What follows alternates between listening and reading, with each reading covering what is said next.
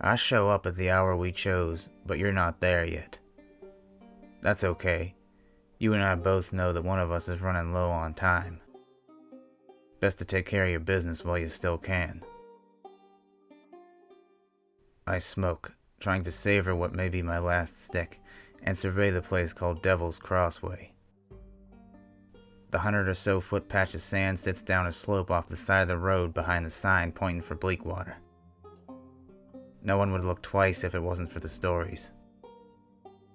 You and I have both been hearing them from that crazy old man for years, how this place is a hole to hell, how the devil himself crawls out at night and walks around. Hence, Devil's Crossway. Of course, most folks tell him to go back to his bottle. So did we, until we saw those gold coins he plays with. Remember that evil grin he had when he told us how he got 'em? Shot a man down at Devil's Crossway, he said, and hell rewarded him. I check my revolver, the Colt I've carried since I could shoot. It's fully loaded. Yours will be too, I have no doubts about that.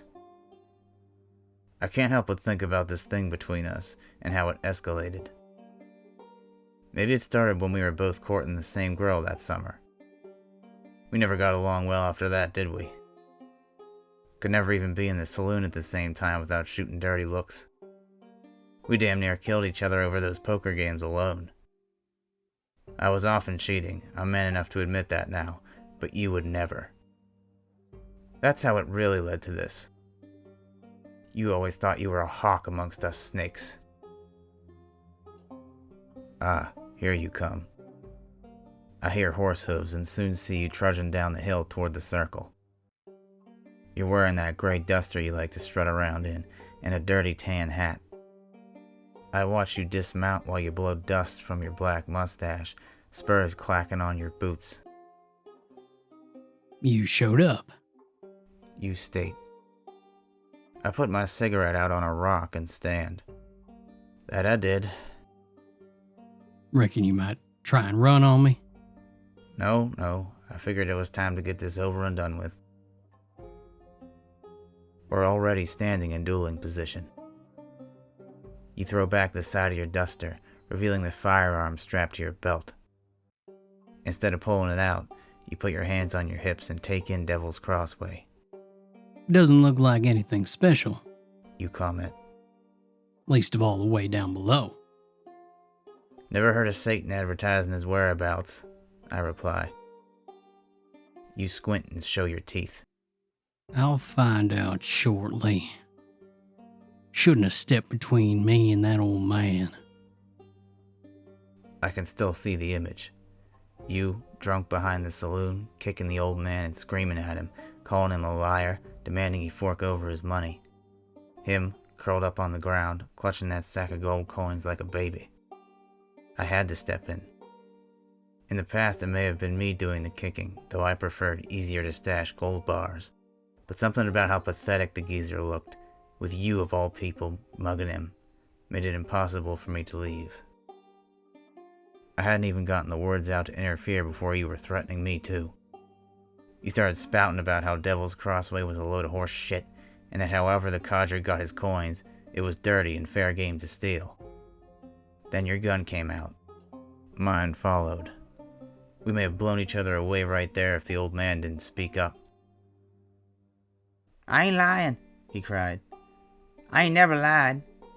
Go find out if you've got the guts. That place has made believers in rich men out of dogs like you. So, it came to what it came to. You challenged me at Devil's Crossway, and I accepted. For the record, I don't believe in any of this superstitious hogwash. You announce. But I've been wanting to put you down for a long time. If the devil sees fit to pay me to, well, that'll be just fine. Truly, it doesn't matter if the stories are real or not. This was inevitable. I didn't come expecting a reward. I came for closure in whatever form it would take. Years of feuding would be settled then and there in the only way our kind know. One moves on and the other, well, That's yet to be seen. I feel the stalling draw away, and I can see you do too. You tip your hat up, sliding your arm toward the holster. Say your prayers, kid, if you think they'll do any good. The world slows to a crawl. My eyes are fixated on your fingers dancing across the handle of your gun, as mine do the same. On the branch of a nearby dead tree, a turkey vulture lands, our witness to the sin we're about to commit. Maybe it's someone from down there watching, waiting. I take a last blink and think of the life I lived. Then the scrape of metal on leather comes and 2 explosions of gunpowder ring through the desert. The vulture flies. You're fast. I feel the bullet graze my side, a searing burn begin, and drop to one knee. Yet I was faster, and more accurate. You stand there, your jaw open in disbelief as a wet crimson patch spreads through the chest area of your shirt. The gun slips from your hand. Like a domino, you collapse backwards into the sand. I breathe again, realizing I've been holding it the whole time. I can still stand and walk, unlike you. Your breathing has become labored, harsh, the shock still clinging to your face. You don't have long. I keep vigil, a last respect everyone should have. Even somebody still grasping at his gun for a cheap final shot. I kick it away. It's over, and all that remains is your last look at the clear sky. The thought of where we are comes back to me, and I take a wary once-over of the sandy circle. Seeing that nothing has changed, I let the single fragment of doubt that the stories were fake slip away, reaching for another cigarette that I'd earned. It barely rests in my mouth before it lights up on its own. I pull it out and stare at the glowing end in disbelief. Then I feel thick beads of sweat forming on my face. The air has grown hot, even hotter than normal for open desert, and a dread I can't describe comes over me with it. There's a smell, like the whiff of a bonfire going up. I drop the cigarette and douse it with my boot, seeing that my nicked side has leaked a few blood puddles into the sand. Those few spatters of red suddenly start to shrink, as if each grain is slurping them up until there's nothing left. You still lay where you fell. You're not quite gone yet, but the color is drained from your skin.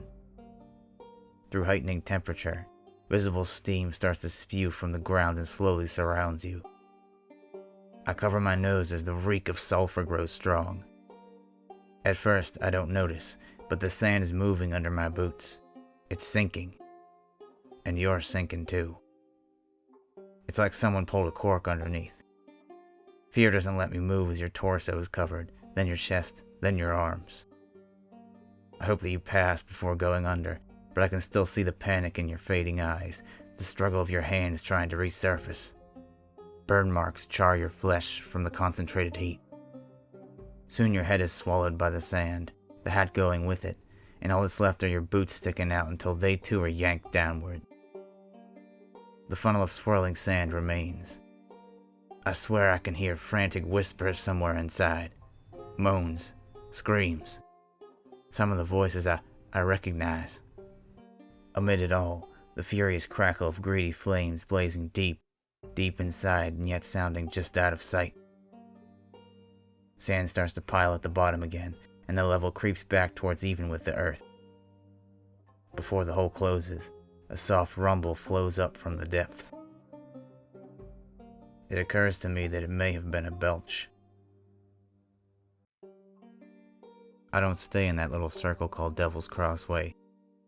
In fact, I almost run back to the road before I decide if I've cracked up or not. My horse is off the bend where I left her. When I get close, I stop in my tracks. The saddlebags are sagging like they're stuffed with something heavy. I open the flaps and find more gold bars than I can count. My heart races as they shine in the waning desert sun, and then I see the saddle. On the seat is my half-smoked victory cigarette, and a light, flickering away. I shot a man down at Devil's Crossway, and hell rewarded me. For what it's worth, I'm sorry. I'd never wish a fate like that on anyone. The gold, though, it comes with me. Maybe you and I weren't so different after all. And maybe neither of us were different from that old man, curled up and clutching that bag of money closer than life.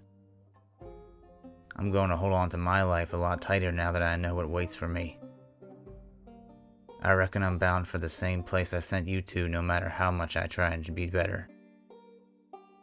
With this fortune, there'll be many a soft place to lay my head and many a fine sip of quality liquor, and I know that with each drink, I'll be thinking of you and Devil's Crossway. You'll both be following me for the rest of my days.